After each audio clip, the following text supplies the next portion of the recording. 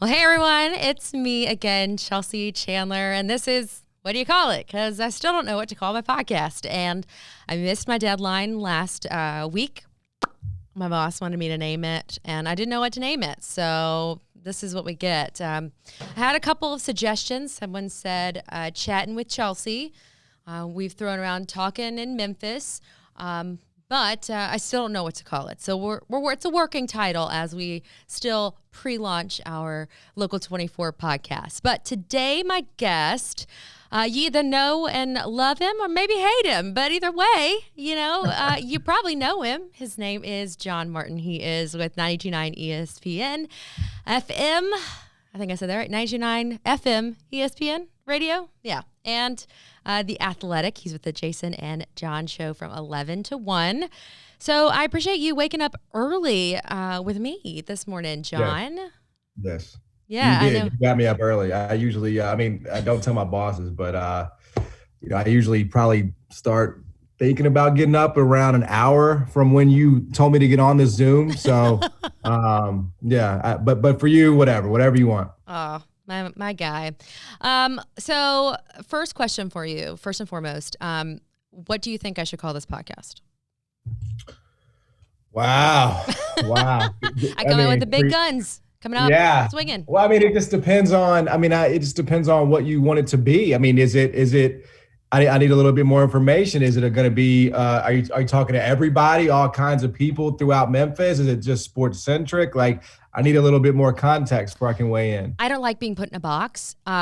So when I was asked to try to describe myself, it's hard because I can talk about everything from sports to weather. I'm going to talk to a bunch of different people. So that's why right now it's just, what do you call it? Because what do you call it?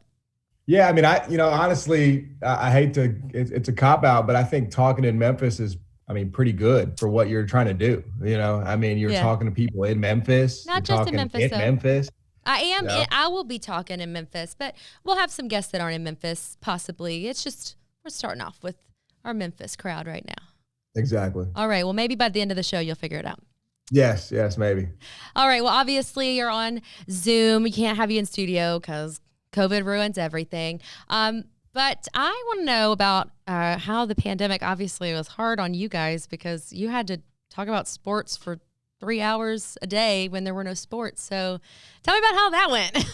Well, it's funny because, it's not funny. It was awful. I'm not even going to sugarcoat it, because I remember being, of all places, at a Mellow Mushroom when it really hit me. It was it was a Sunday, and it was the Sunday after, the NBA had canceled its season. So it would have been it was right around St. Patrick's Day. 15th or 17th. Yeah. And I was in this Mellow Mushroom, and it struck me that, we're not going to have NBA. More than likely, I believe the NCAA tournament had already been canceled or was about to be canceled. A lot of chatter about that.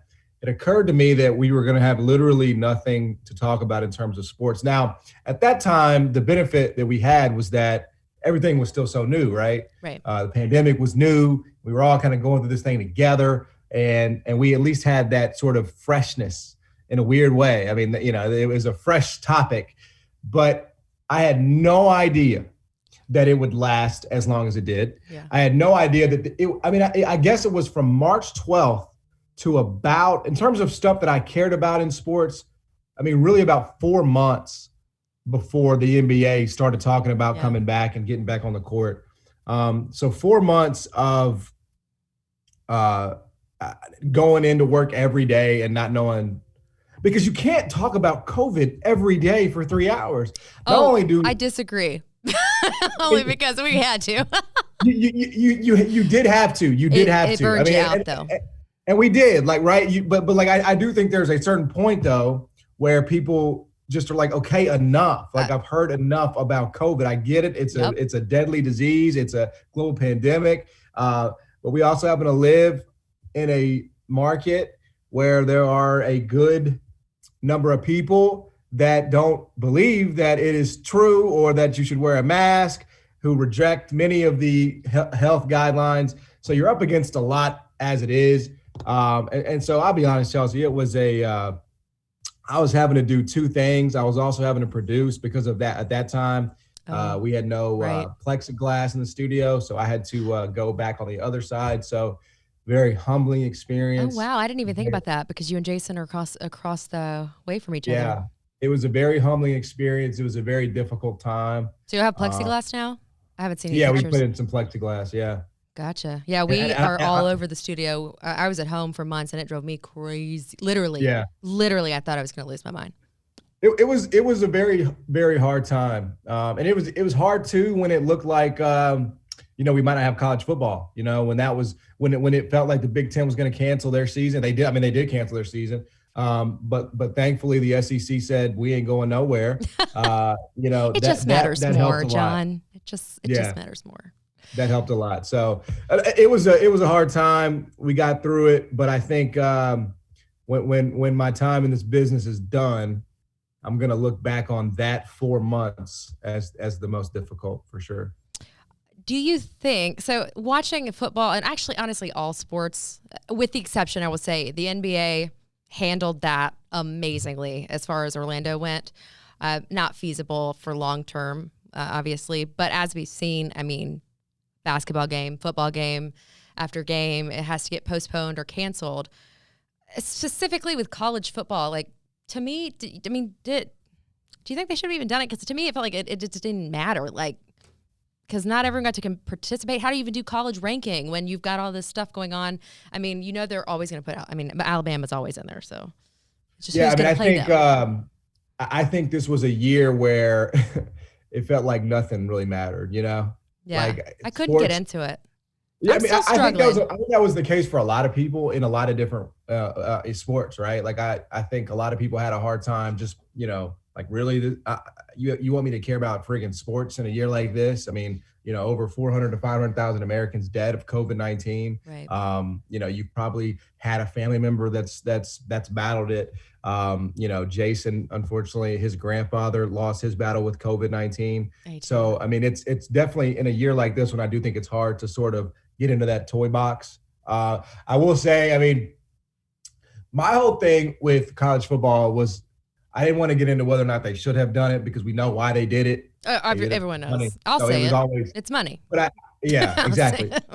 But I do think they showed that, if you have the resources, right, it can be done. Most things can be done. Like we need to get these kids back in school, at least the young kids, Yeah. the young kids, the small, like the first graders, the second graders, they got to get in school. We should have the resources. We've had a year to figure this thing out. It is absolutely infuriating to me. High school kids can learn from home. They've Right. had the experience in class. It's these young kids who I really believe need to be in class. We need to find ways. I know there are limitations, but we got to figure a way out. Period. Yeah, Point we blank. actually were talking about that this morning. There's been a real problem with women specifically having to leave their jobs because of kids being at home. And your wife, is she teaching this? Yep, she's been teaching all year. Okay, what grade? She teaches young kids, right? Yeah, she's in the Collierville School District, which I acknowledge is a different beast. I acknowledge that the Completely different, dynamics. Yeah, so I acknowledge on the front end, but I know you didn't bring me on to talk about Shelby County schools, but I'm a product of Shelby County schools and Memphis City schools, so I have a little bit of a passion for them. I went to Shelby County schools up until high school. Yeah, I feel like they have come at it from a standpoint of here is why we can't do this, as opposed to let's find a way that we can do this. You can't wait out this virus. It ain't going to work. Right. This virus is endemic. I mean, I think all the research at this point pretty much points to this will be with us forever. Now we'll have vaccines, we'll have ways to fight it. So it won't have to pause society the way it did. But we've got to recognize and understand that we cannot wait this thing out. It's not like a hurricane. It's not a storm that just passes by and then you never have to think about it again. So let's get these babies back in school. The young ones, again, if you're a middle schooler, you're a high schooler, you're a little bit more Self-motivated. Exactly. It's not like herding cats. Stuff at home. Yeah. Plus, parents don't have to stay home with you. Yeah. That's the big thing. And I can't imagine. Never been more thankful to not be married or with children. because I've heard people getting divorced, people going crazy with their kids, trying to do their job, trying to do this, that, and the other. So props to those who are doing that. And of course, you have a wife who's a school teacher, also pregnant. So obviously that's a big thing on y'all's mind. But we'll get to that in a minute. So we have been talking sports, and we obviously have a really big game coming up this weekend. So first and foremost, who you got? I just don't think anybody can stop the Chiefs. And I think what Tom Brady has done this season is nothing short of amazing. I mean, if you look at his numbers, he put up, I believe, the second most touchdowns in his entire career, second only to that year where he had 50 touchdowns in 2007, I want to say. And the man is 43 years old. It is absolutely a magnificent, incredible run. And I think in many ways he has pretty much closed the book on the conversation about not just the best quarterback, but the best player in football is with this run. However, the Chiefs just pretty much decide when they want to win games. But they can like a cat, right? They can kind of nip with the toy and kind of play with the toy. They can sit there and get bored. But when it comes time, look, they were down 9-0 against the Bills, and I don't think there was any doubt in anybody's mind about who was going to win that game. They can turn it on and score like no team I have ever seen. Mahomes is certainly going to probably go down as, if not the greatest, the second greatest quarterback, right? He's got a long time left to play. Yeah. Tyreek Hill, Travis Kelce, Andy Reid. I mean, it's just it's an unstoppable force. I think Tampa Bay deserves a lot of credit for getting here, but I don't see anybody stopping Kansas City. It's called Tampa Bay now. That's right, Tampa Bay. Tampa Bay, yes. Great branding for sure. You should call your podcast Tampa Bay. Tampa Bay. You know what? You're right, because if Tom Brady's involved, it's winning. It sells, I will say two things though. None of this bad stuff happened until the Kansas City Chiefs won the Super Bowl.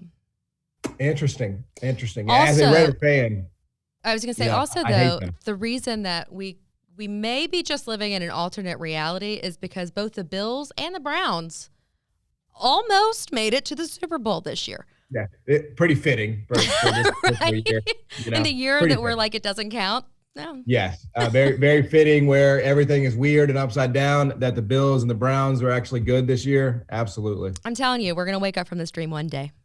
Someday, hopefully soon. All right. Well, obviously, so we have this game, and we just recently got sports betting legalized here in Tennessee. And so, I mean, we've been seeing ads after ads for DraftKings, for whatever they all are. I don't even know what they're all called.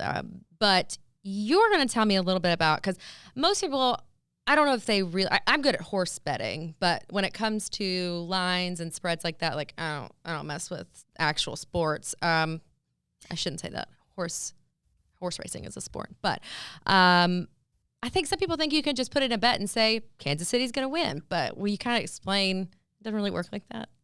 Yeah, so there are a lot of different ways, especially with the Super Bowl, right? So with the Super Bowl coming up, you can pretty much bet on anything you want. The national anthem length is one of my favorites. Yeah.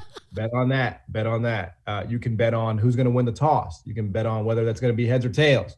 You can bet on just about anything you could ever possibly want, which I think is great for the very casual. Like if somebody just wants to, put in $5 on who's going to win the toss, that's fun. That's a fun little thing to do. You win $5. Hey, I won $5. The way it works in terms of the picking a winner, though, is you have two options here, right?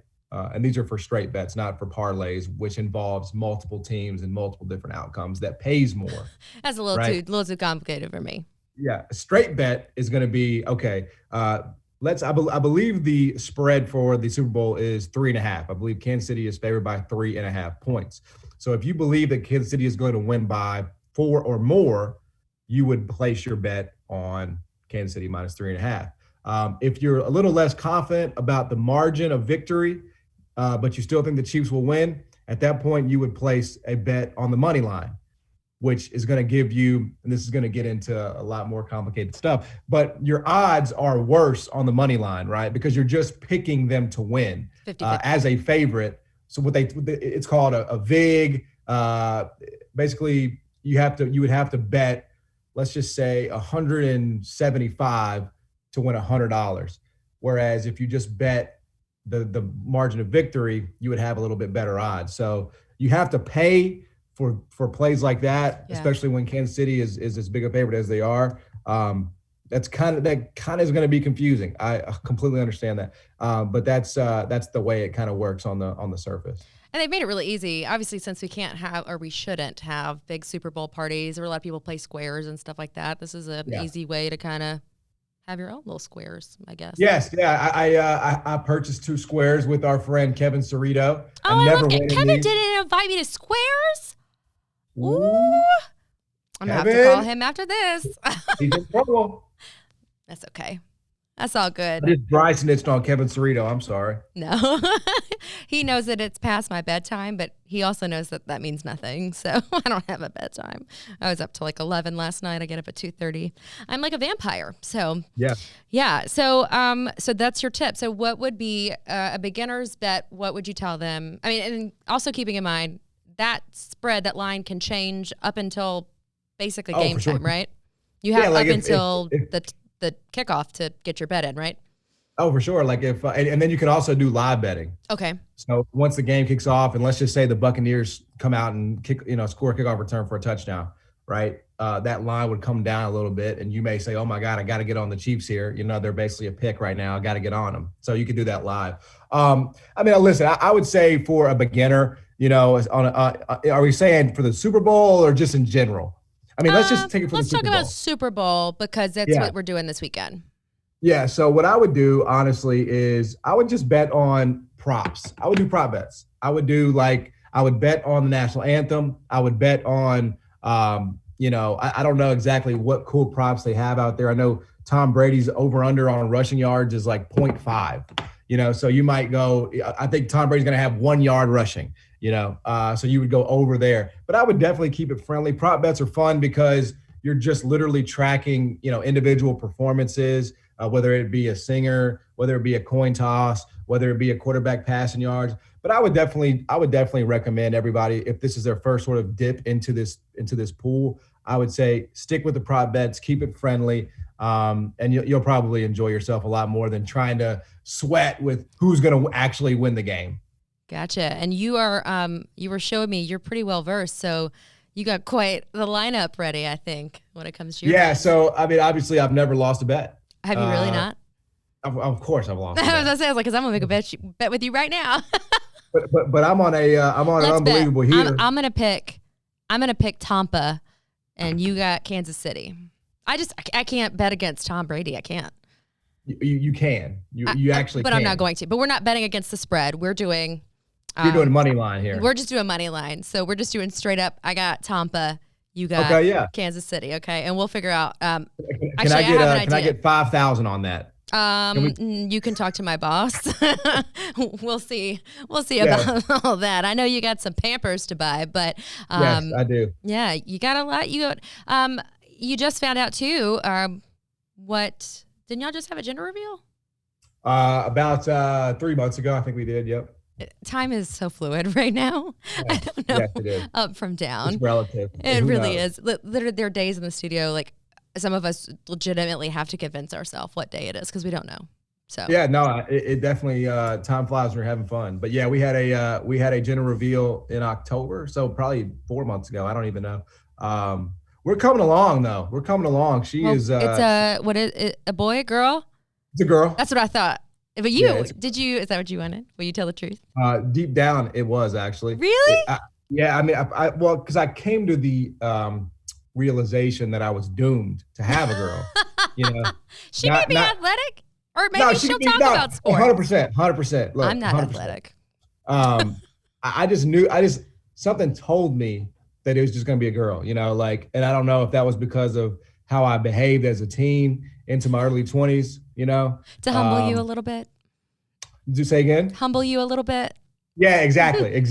I just felt like it was the universe. The universe was going to give it right back to me. And, I'll be honest though, like I've gotten really excited about meeting her. And what excites me the most is about her personality developing and getting to a point to where, she can come to me and talk to me, and we can joke around with each other, and I can mess with her. And my whole thing is, I want to be her best friend. That's kind of like, what do I want? I want my daughter to say my dad is my best friend. So that's what excites me about it. Yeah, deep down, I think my dad has other children from a previous marriage, but I think at first he wanted me to be a boy because he put up a basketball court for me. He would buy me. Do you remember duck head clothing? I'm pretty certain that those were boy clothes, but I wore those, and I also had starter jackets for. That was back when the 49ers and the Cowboys and the Magic and the Bulls were all good. So I know I had, and I hate that I have no idea where they are. I wish I knew where they are because those would be pretty awesome to have right now. I'm really into like old retro stuff right now. Well, it always comes back, But you were like the opposite of a boy, though. You know what I mean? Like you were kind of. But think about it. Yes and no. I have a lot of guy friends. I know a lot about sports. I can talk about sports. I'm athletic in certain ways, but never like in team ways. And that's just because, honestly, I was always one of those people that I don't want to rely on anybody. But also, there's certain things about my personality that are very dude-like, I guess. I don't know. Like what? I don't know. What is a dude-like personality trait? I mean, I don't know. Now you put me on this. I'm doing this interview, John. I gotta hear. I gotta hear what constitutes. Well, no, I'm just saying. I naturally have always been better friends with guys. I do have a lot of girlfriends, but like, they're in some ways like I like to be sparkly, but then there are some ways that I'm like much more chill, like, and I just want to hang out and watch sports and. Okay, well that's dude-like. I would say that's definitely dude-like. Yeah, I mean I used to. I don't actually anymore. But I used to drink my beer, eat my wings, do my all that. But I don't. It's hard to. I gotta be careful, when you assign things to genders in 2021. You know what I'm saying? Well, it's okay. Like, you don't have to assume mine. I identify she. Well, she, her, and I don't know what the third one is, but I think we're good. I think that's. Yeah, we're good there. So I do want to know, did you decide to go full minivan? No, we did not go full minivan. We went, we did get a new car about 2 weeks ago. We went luxury car because I couldn't help it. I couldn't help myself. I said. I saw you trying to pimp out the wheels. Exactly, and that's gonna happen. I got that done. That's happening. Somebody was like, "Dude, what are you doing? Why are you trying to pimp out the family car, the baby mobile? Are you gonna have a baby on board sticker?" I do not have one of those yet. Oh, that's happening. But I'm assuming that they will come. But no, I mean, like, why can't the family car be fresh? Why can't the family car be something that so we're gonna get the windows tinted. We're gonna get the wheels painted black. The tint's good anyway, because it keeps the baby it's cool. Not gonna be egregious or anything like that. We're not gonna have it on hydraulics. You know what I'm saying? Why? It might help rock the baby to sleep. It might. You may be onto something here. Yeah, because people say it will help put the baby to sleep, I will actually invest in it. People will drive around, to put their baby. I don't know much about children, but I've heard. Wow. When I was growing up, my dad big into car customization, and so we traveled all the time with horse shows and singing. So our cars, this was before. You'd keep in mind, like, this is like early '90s. This is before like TVs were in cars. But he would have like a TV, a VCR, and then whatever my game console of choice was, because then we'd stop by Blockbuster, and that was how I would regulate time. Because sometimes we'd be driving to like Tulsa, Columbus, Ohio. Most of the times it was only like Martin, Tennessee, or somewhere nearby. But that's how we'd gauge time. I'd ask my mom how much longer, and she'd say 2 more movies or something like that. So we did have a pimped out, I guess. There you go, baby mobile, but we traveled a lot. And it was a better experience because of it. Yeah. Well, I do want to know, because you've been very candid about this. Growing up, with your dad, things were. I know you said you want to be your daughter's best friend. But I don't know if it was a rocky relationship, but it was unique with your dad. Can you talk about that a little bit? Yeah, I mean, it's still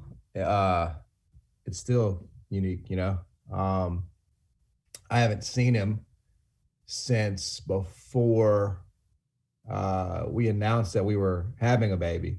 Now, I will say that he has been very supportive, sort of from afar. He bought the baby monitors. He bought the baby monitors for her, and so he has been, a little bit more involved than I thought maybe he would be.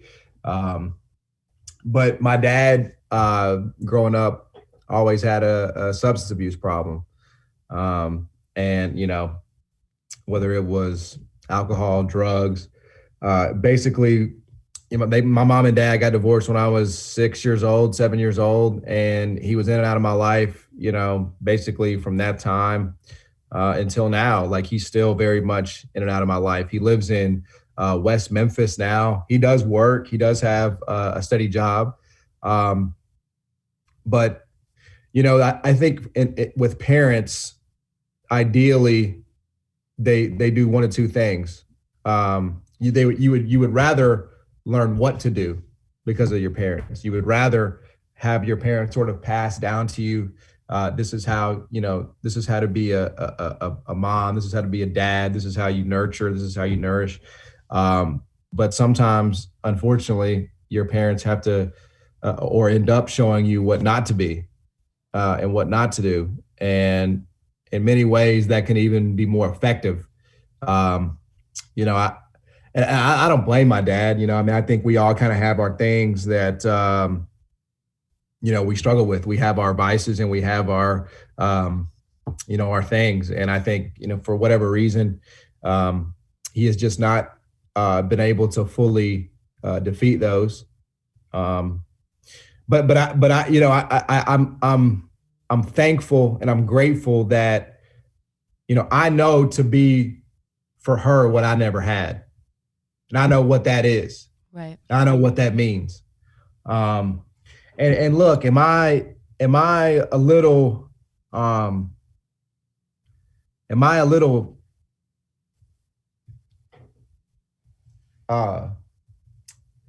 incomplete? Probably because of that. I think so. I think kids need their dad, and I think they need both parents, right? But I think, especially males need their dad in their lives. And, I can't change the past. I can't undo it. There's nothing I can do differently. And I'm sure if he had a do-over, he would like to have one, but this is a situation, and, this is who I am. And this was chosen for me, and this was my life. And, I know he was trying. He was trying, but I'm fine. I'm good. And now I think I'm going to be able to provide a certain level of, fatherhood and parenthood and parenting and emotional support that I never had, because I know what I needed. I know what it needed to be. And I think my daughter is just going to be the beneficiary of that, and if that's the way it's got to be, that's the way it's got to be. I'm okay with that. Well, this may be a very personal question, so I would apologize, but I'm going to ask you anyway. I know you said that he's in and out sometimes. Like I've been there and listened to you, and where you've talked about where he's doing really well, and then there's times when he's not doing really well. Will you hold him kind of accountable as far as being in your daughter's life when he's clean versus when he's not? There's no question. So if he wants to be granddad, he's going to have to. Yeah. I mean, I just don't have any room for that anymore. And that's a hard conversation, I'm sure. I mean, it's an impossible conversation to have. It may be what helps him.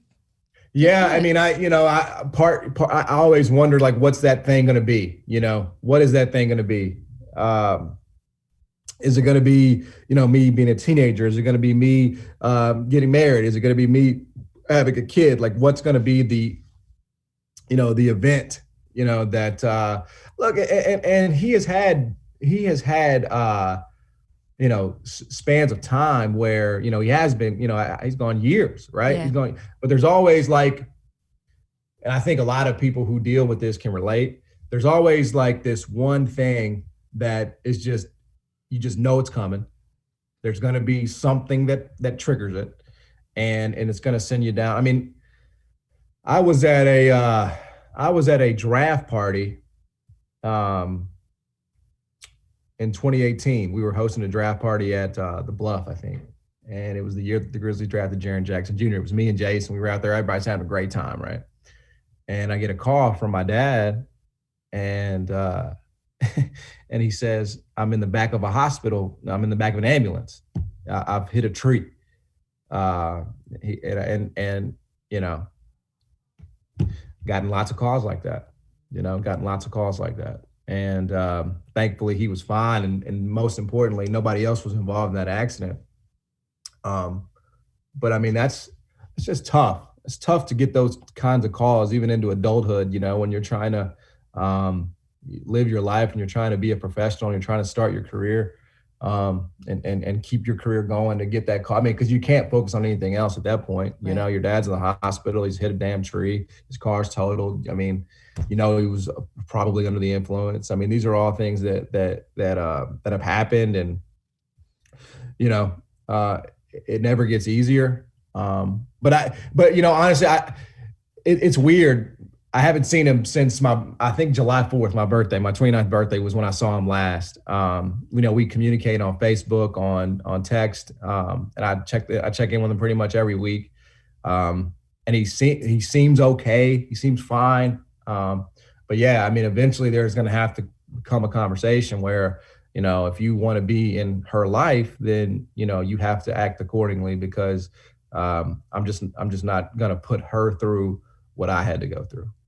Yeah, I know this pandemic hasn't helped anyone when it comes to addiction, depression, anxiety. I mean, there were times where I look back now, that's one reason why I just quit drinking, just because I was just casually drinking. So I think a lot of people were, Yep. And then you realize that there are people, I was thinking about friends that have specific drug issues, having to do virtual meetings and things like this. That's the thing that I think is going to stick around the longest. Like you said earlier, COVID is not going anywhere anytime soon, but I think that the mental health aspect, which I group in addiction with that, because it is a mental health, it's a disorder. I mean, it's something there that unfortunately people will develop because of this, and then we'll have to live with it. So yeah, I mean, that's like when I was talking about the events, right? Like there's going to be something that comes along that triggers that sort of urgency or that urge in somebody's brain, because that's, it's a disease. And I know a lot of people will push back on that, and they have pushed back on that, but it is a psychological disease. When you are addicted or whatever the case may be, it's not just, I want to use drugs today, or I want to drink today. For those people who have problems, it's much deeper than that. It's not even about the, I want to feel a certain way. It's like, I cannot go through a day. I cannot live with myself unless I drink, unless I use. There's some very, very sad psychology behind it. And the pandemic and the isolation and the layoffs and the, just the constant bad news that you get in the last 9 months, 10 months, a year, whatever. It has absolutely only exacerbated the issue for tens of millions of Americans, I have no doubt. Yeah, that's my biggest concern. As I mentioned last week, my brother, when he committed suicide, it was actually stemming from the initial crash when the real estate market and everything, it just kind of spiraled down from that. So that has been my fear since day one. So yep. I'm glad that you're checking in on him and that he's doing well, considering. And yep. I genuinely, because I love you. I give you a hard time, but I love you. But I genuinely hope that this is what can push him to know that it's worth not doing it to be a part of your daughter's life. 100%. And I think he the fact that he bought the monitor. He wanted to buy the monitor, like he wanted to do that, that gives me hope. Have you picked out a name yet? No, it has been the most excruciating part of this process. Have you tried to sneak your name in somehow in a female way? No, yeah. Juanita. There's no female way to say it. You know, I mean, I guess Janetta. Well, I just said Juanita. I mean, isn't Juanita? Samantha, yeah, that'd be good. You know, isn't she Dominican? Michael Jordan's ex-wife. Oh, well, there you go. But isn't? Yeah, no, he's not. She's not Dominican. What's Sam? You said her dad was terrifying. Yeah, Serbian. Okay, way off. So, you got married in the Caribbean. Yeah. So the issue becomes, on my side of the family, most of my family is just country as hell, right? And then on her side of the family, it's very ethnic. Okay. It's very like, Marina, Constantine, Cariola. Oh, that's cool, Constantine. I like that. But that does kind of sound like the end of the world. It's so ethnic, though. You know, it's just so ethnic sounding. So we can't just bestow upon her a family name. You know, that's the popular thing to do in 2021 is you give your kid like a maiden name, whatever it was. Yeah. But we can't do that in this instance. So see, I can't do that. I can't do that because whenever I get married, my name will still be Chelsea Chandler. That's what's on my meteorology degree. It's what I am in TV. But I change it legally, at least in some way, for my kids that I am fictionally have. But I could never name my child after my maiden name because then they'd be like, "You named your kid Chandler?" No. Would it not take your husband's name? No, but when people see me as Chelsea Chandler, as I'm saying, they won't necessarily know. Right. I worked with our former meteorologist forever before I realized that. Chandler is a fantastic first name. I like it because it could be either a boy or girl. Exactly. Those are the kind of names I like. Yes, that'd be so easy. Plain in my life that I don't have. Exactly. You've sort of made this entire life in the last 30 seconds. No, it's okay. Moving on. Will you wear a baby Bjorn if I buy you one? What is that? You remember Carlos from? Oh yes, yes. The kangaroo pouch. Yeah. Oh wait. Oh, you actually know what it's called? It's called a baby Bjorn. Yes, at least originally. Oh, perfect. Oh, 100% I'd wear that. Okay, that maybe that seems like that seems like it was really designed for dads. Well, I have one for my dog. Oh, really? Yeah, sling. And they like it? I don't know about that, but just a small one. I have a little sling. Actually wore him in that sling several years ago. The first time I had him on when I did traffic, and then here recently he didn't want to be in the sling. He wanted to be held. I don't bring him in the studio anymore. He is going to do his own Super Bowl prediction. He was right last year, so I may have to. I hope that he picks Tampa because if he doesn't, I may be in trouble. You're gonna owe me $5,000 if he doesn't. Right. About that's that. What we agreed on. Yeah. Well, is there anything? I think we've talked about a lot of stuff. So now that we've covered kind of everything, I guess my final question is: do you have a name for my show yet? Wow. You put me through this sort of gamut of emotions today. And then at the end, you want me to name the podcast too? I'm not going to leave it. I'm out here. Listen, I have fun. I get a little serious. And then you might have a little fun at the end. You know how it goes. I mean, I believe in simplicity. I think at the end of the day, it's got to be simple. It's got to be to the point. I mean, why not talking in Memphis with Chelsea Chandler? That was what I first came up with, and honestly, I was being sarcastic. Chelsea Chandler at the end, though. Well, no, my name will be on it for sure. But I was kind of being sarcastic, and my boss actually liked it. I was like, I'm just gonna call it like the candy bar. Whatchamacallit? I'm just gonna call it what do you call it, and just have people come up with ideas. That works too. I mean, was just being sarcastic. You're on episode 2 here, so. No. It's like our pre-launch, so I still. I was supposed to have it picked up by last week, but that's okay. Well, as always, I appreciate you and getting up early and talking sports, educating us a little bit on sports betting, even though you're wrong and Tampa Bay is going to win. But we'll see. And then I'll figure out. I have time. I'll figure out what my $5,000 and what it's going to be on the other side for you. So we'll see. Fair enough. All right. Fair enough. Thank you for having me. It was a privilege and an honor. Thank you. Hey, It was absolutely wonderful to have you. And thank you for being so open and vulnerable and telling your story. And I hope that it touches someone that maybe has gone through something similar. For sure. All right. Well, tell Sam I said hey. Will do. All right. See you soon, hopefully. Bye. Bye. All right. I got to figure out. Actually, you know what? Actually, I'm supposed to like end my podcast here. So since I didn't do that, now I get to awkwardly backtrack where I said this. This apparently, because you see, guys, I'm still learning. This has been What Do You Call It with Chelsea and John Martin today.